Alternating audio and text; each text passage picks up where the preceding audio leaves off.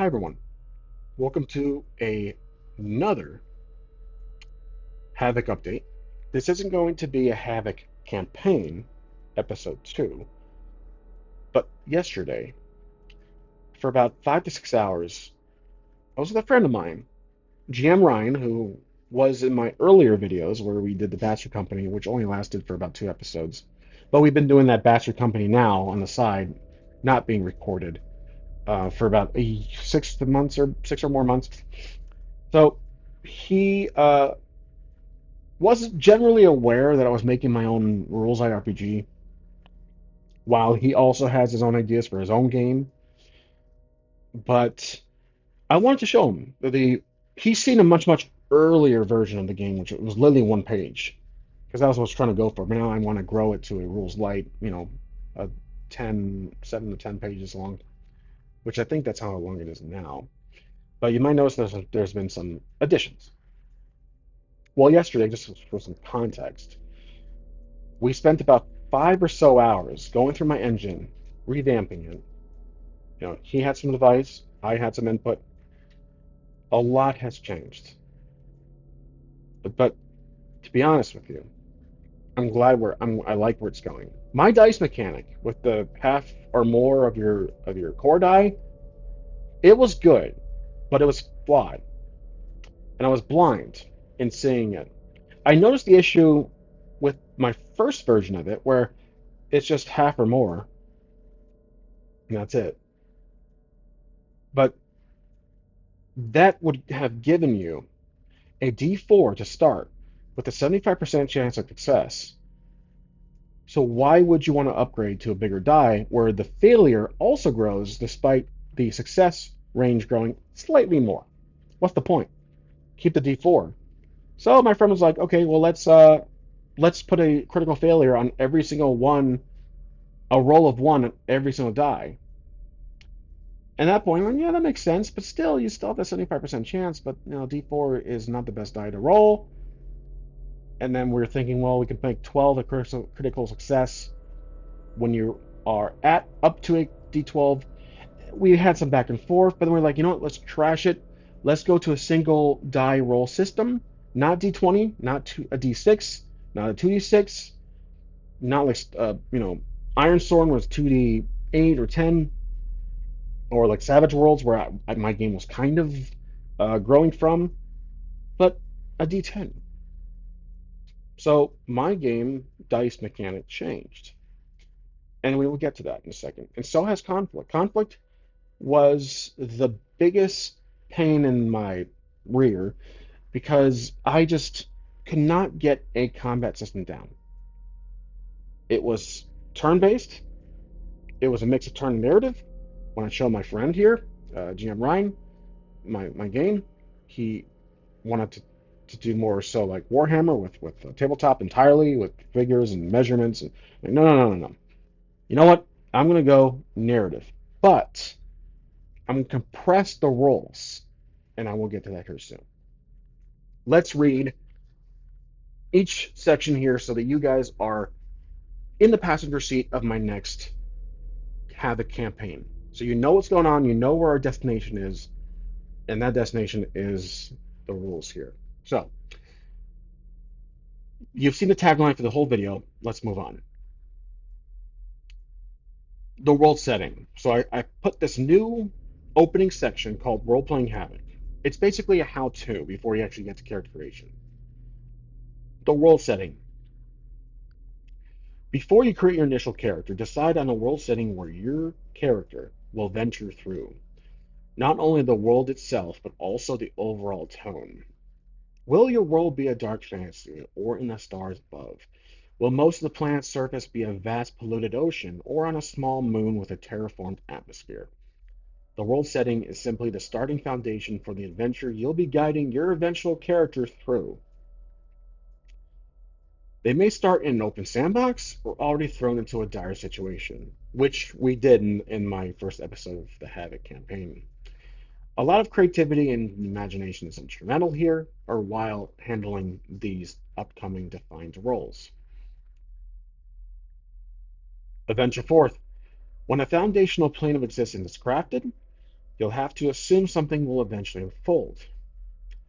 Will it be a preset string of events that unfolds around the character, or will you allow for the world to run normally while the character interacts as they wish? As previously mentioned, the concept of an open sandbox and starting out in a linear adventure will determine the overall tone of the world you're exploring. Either method has their advantages. We can further explain, but improv is highly encouraged once you have a basic sense of what is going on at the start. It is also noted that the title of this game being HAVOC hints that chaos is more likely than a steady hand of exploration. You're not trying to outright dismember your character or trap them in an endless time loop of fear and despair, but you want to present challenges at the most unsuspecting moments. Challenges give the character a reason to fight on and literally roll their chances to survival.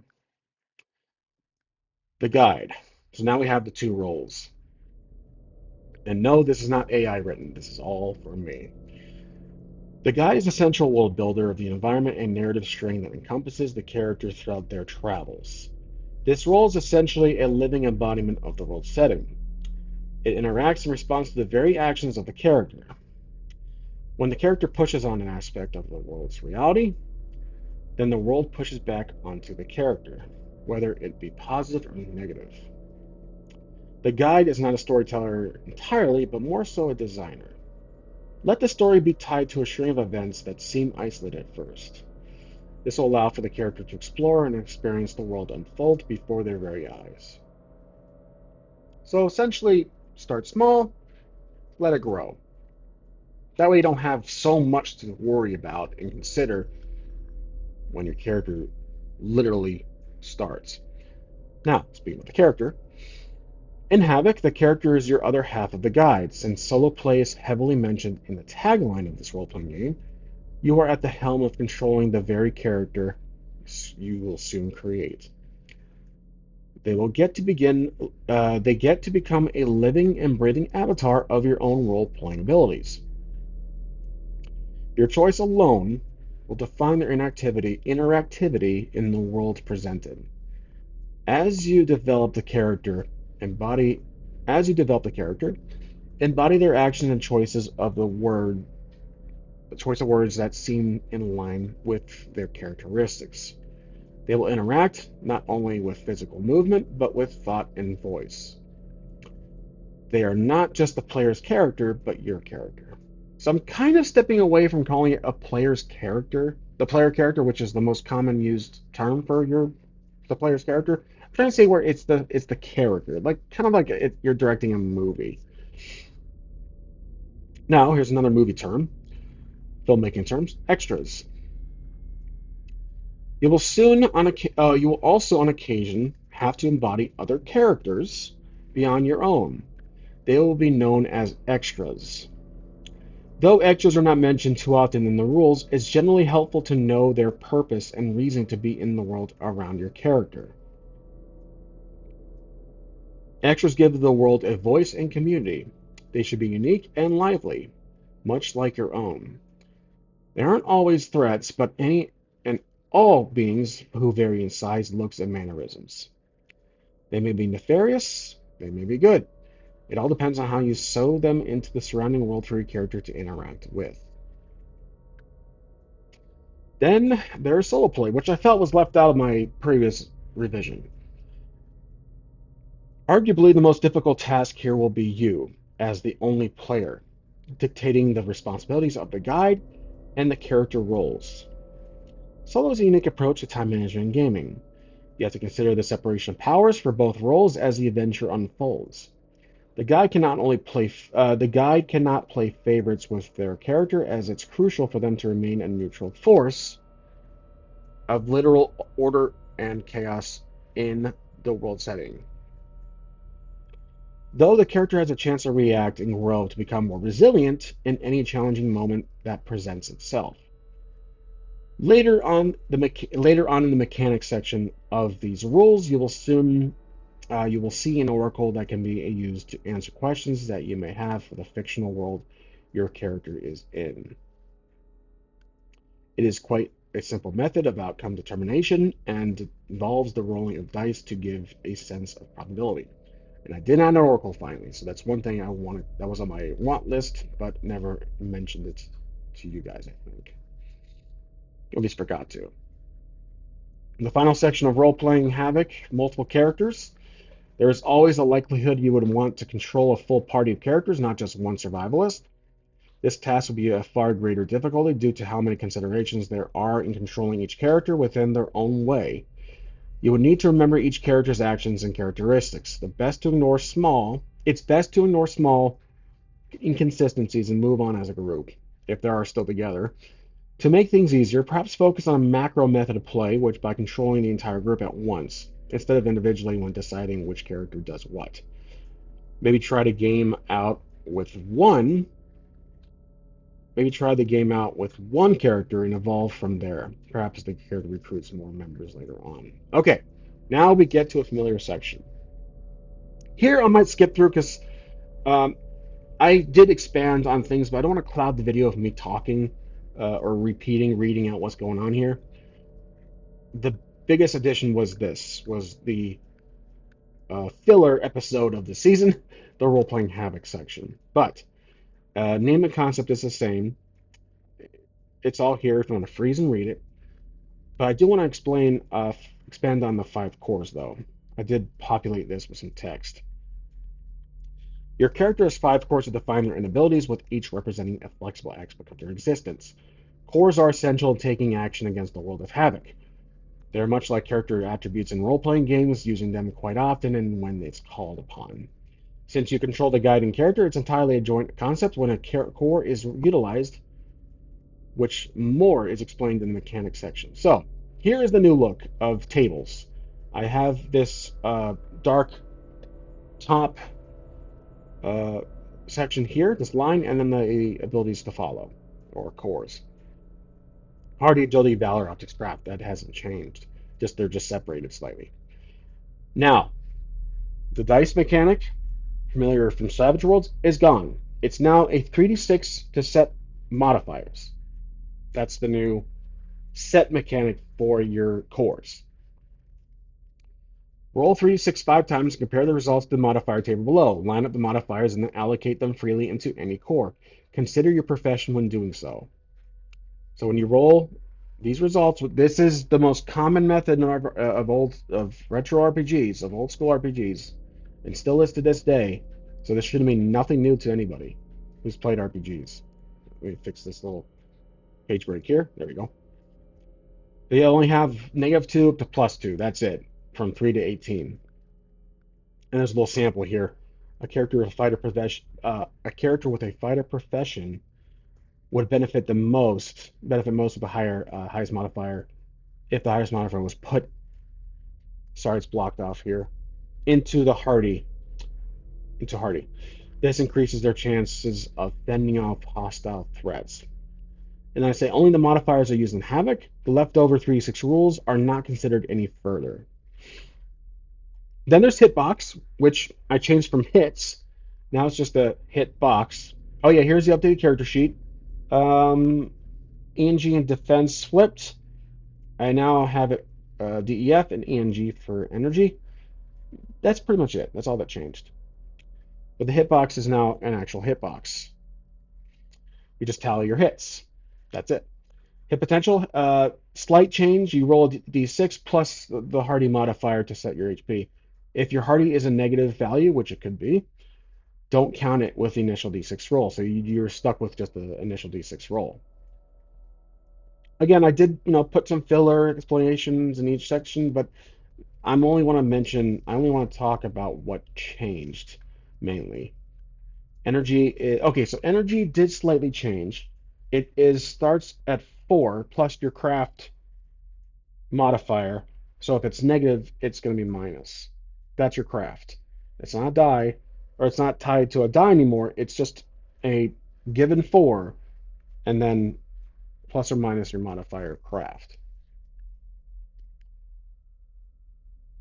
I also mentioned that the energy mechanic is relevant if the world calls for it. If you're playing in modern or grounded reality, there's no magic, you don't need it. You can use it for abilities, which I've been thinking about calling it that instead, but that's up in the air. Defense has also a change, I believe. I took away natural defense. That was becoming a burden, and you'll see why because of my new combat system.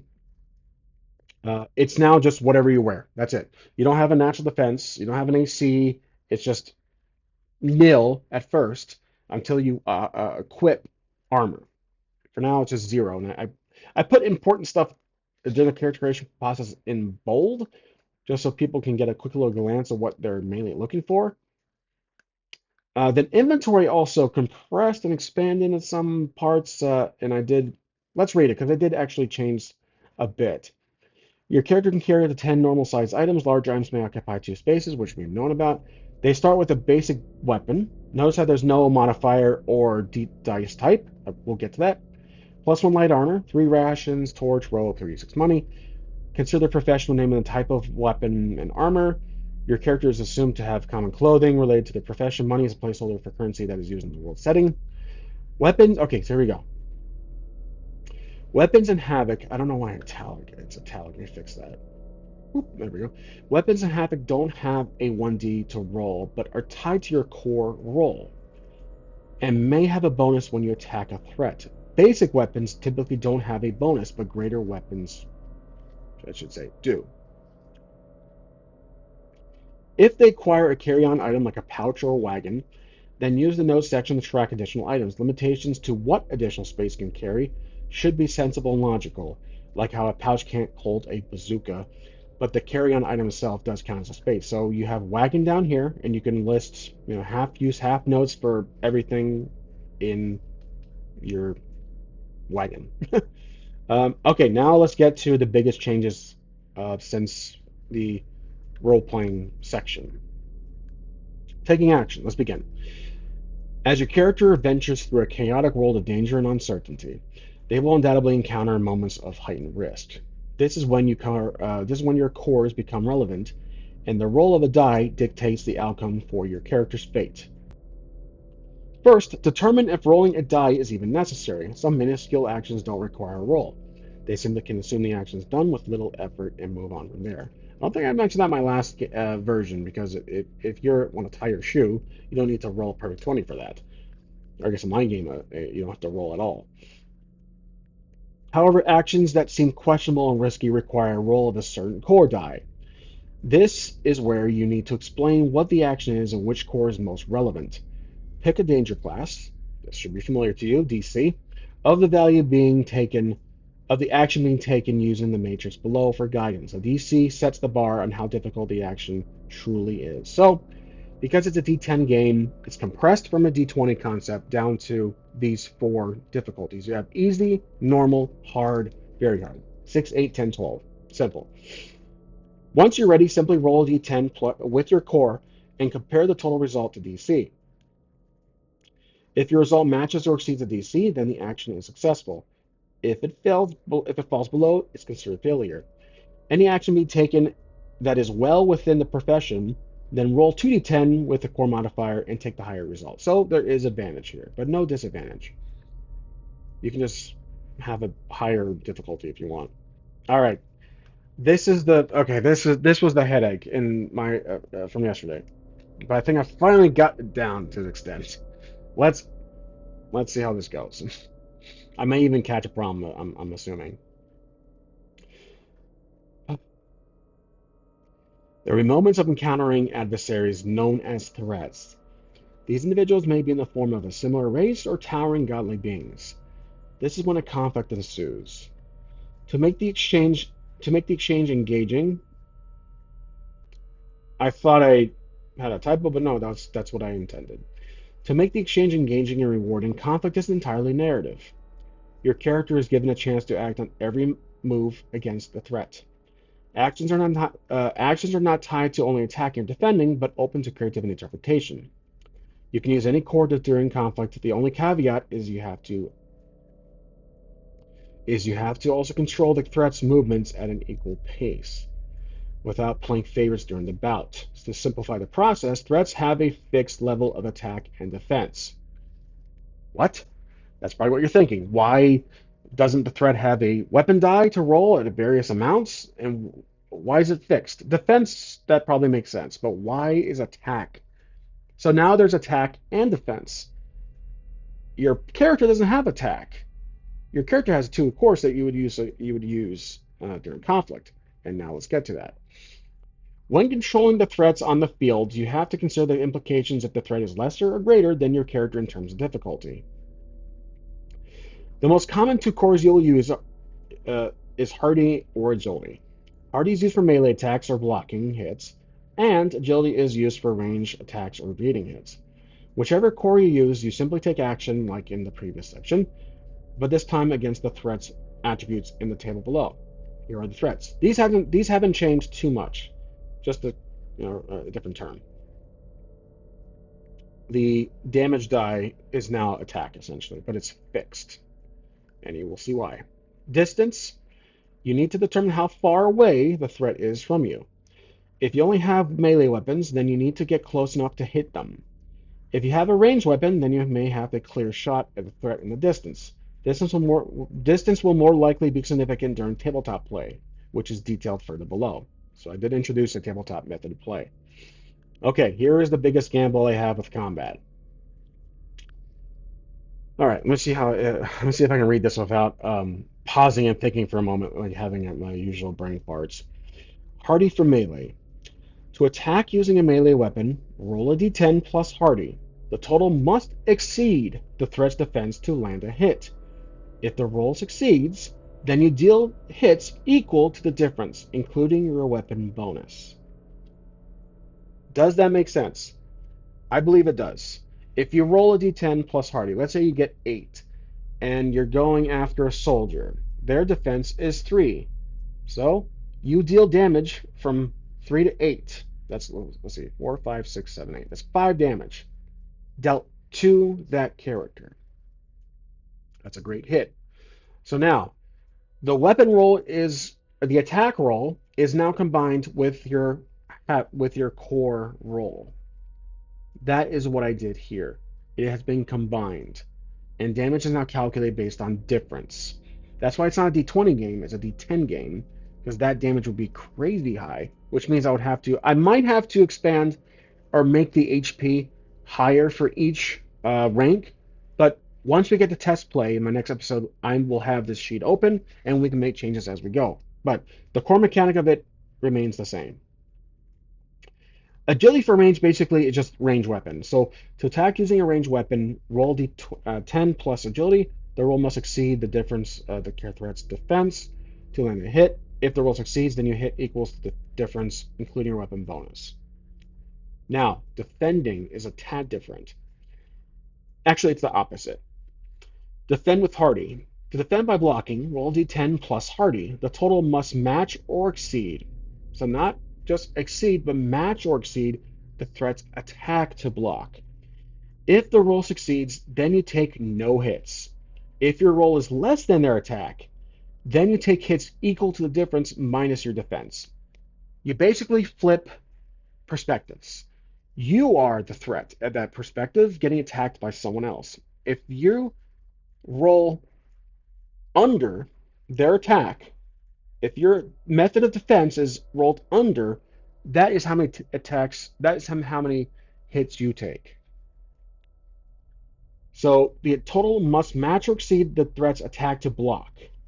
If the roll succeeds, then you take no hits. If the roll is less than the attack, then you take hits equal to the difference minus your defense. Remember, you still have defense. So there's some math here. You take the difference minus your defense. That's it. Defend with agility. So now I introduced two methods of dodging, of evading getting hits, essentially. You can block, if that's your higher hardy die, or you can use agility to evade. To defend by evading, roll d10 plus agility. The total must match or exceed the threat's attack to evade. If the roll succeeds, then you take no hits. If your roll is less than your attack, then you take hits equal to the defense minus your defense. So again, it's exactly copy paste, just with the wording changed. I also mentioned you were given these two options for defending, so you can now use your better. So you can use your better option if one core is higher than the other, just as you would choose the best weapon for fight to fight with. Okay, then there's tabletop play. If you play the conflict out on a tabletop battle map, the movement and distance becomes more relevant. Characters generally can move up to 25 feet. Weapon type becomes more prevalent, especially for ranged combat. Other actions, as previously mentioned, conflict is more free form at this point. You can attempt other core actions, use items, or even try to escape. Since conflict brings a level of heightened risk, using core rolls is most likely required. Okay, energy-based abilities, which I might change this to just using abilities. I might do that. I'll let you guys know in the next video, obviously. Depending on the world setting, energy may be a possible action during conflict. If the energy-based action is used offensively, defensively, or simply to affect the immediate physical area, like an AoE spell, then the cost is spent. Narratively, you have to be subjective on how long and effective the energy-based ability is used during conflict. This is why energy has a cost when spent in different grades to limit abuse. Because it's not turn-based anymore, I removed the cost being the amount of turns that the spell or the ability is valid for. I did really like that, but now it's not really possible because I left it up to interpretation. Could be seen as a cop out, to be honest with you. I can't use it because now my combat system, my conflict system is not turn-based. Okay, then we get to energy. All energy-based actions have a drawn amount and deplete your stored energy. These actions are dependent on your world setting, and are purposely vague enough to encompass a wide range of uses. For provided context, there are several levels of grades that can cost a certain amount of energy to use. Common, experience, rate, and otherworldly. I did compress it. Common's 1, experience is 2, rare is 3, otherworldly is 4. Recovering energy, depending on the cost of grade, will drain the amount of energy from your character. After a long rest in a safe area, your energy is restored equal to its maximum. Healing, a little different here. Despite the delicacy of your character, they are capable of healing. After conflict, if they survive, they may take a short rest to reduce the D4 amount of hits. They may also take a long rest, night's rest, in a safe area to reduce all taken hits. Some resourceful items may also reduce a certain amount of hits. Okay, you can pause the video here, but I've used this oracle countless times in my videos. You think of a percentage and you roll a D100. 50% or less, you succeed, or it's a yes. 75 or less, it's a yes. Anything above the percentage you think about is a no. The lower 10 is a strong yes. The higher 10, 90 up to 100, is a strong no. That's it. You can read this whole section here. You can pause it. I have an example. These are for newcomers who want to try it out. Again, the oracle is entirely voluntarily. It's voluntary to use. This is the example here. It kind of gets cut off by the screen size, but there you go. If you want to pause it, it's like a guy walks into a tavern, wants to know if there's any rooms available. It's busy in the tavern. We ask the oracle if there's any rooms open. The guide knows, but the character is not too sure yet.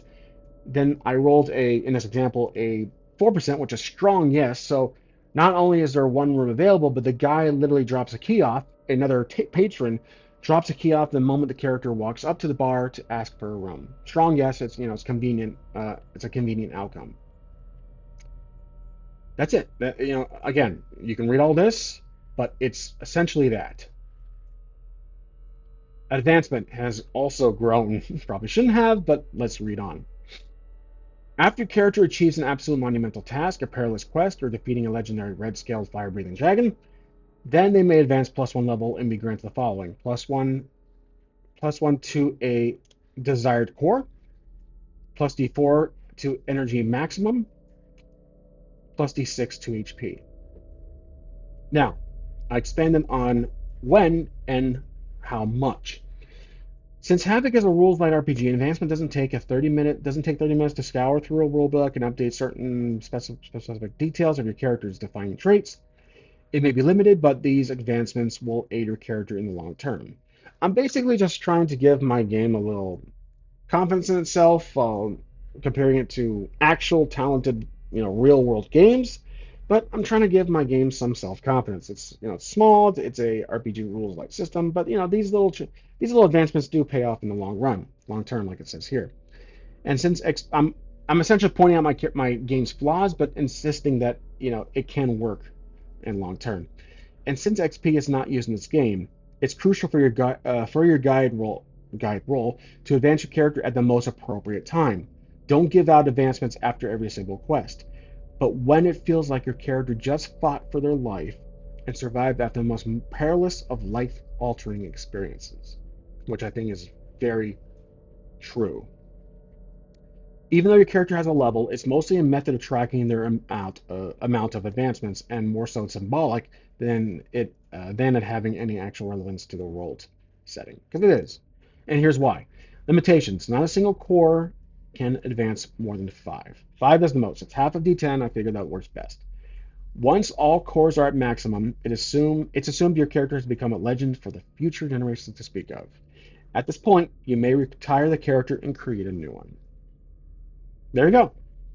That's my latest HAVOC version, 10 billionth, the 10 billionth version rendition of HAVOC. So I hope you guys like the way it's going. It's all over the place. I keep changing the freaking rules, but I feel like I'm not the only one when people design their rules. I really do hope people, if someone out there finds my video who's making their own like 100+ book RPG and can relate to that. I'm just wondering, like, because I've been doing this for months now, and I keep changing. I've regrettably I've deleted it a couple times. I brought it back, upset about it. But again, I'm not a professional game maker. This is my first real like full multiple page RPG. I'm trying. I made a one page RPG before, but this is my first real like full, again, rules light RPG that I want to release to the world. And I hope someone out there can maybe pass along some advice who is actually working on a professional RPG and having it distributed by a, a, a middleman to the consumers. So I don't know. I'm not trying to toot my own horn too much here, but I feel like it's evolving in a direction I want it to go, and it has all of this filler. Again, I wrote all this crap. It's not AI. This is all for me. I just wanted to further expand it for new players because I felt like I was making it too much just for myself, which it was. But now I feel like it needs to grow. It needs to get out there. So that's my game, the Havoc system. Hope you guys enjoyed this blabbering video of my head. But as always, I'll see you next time. Thanks for watching.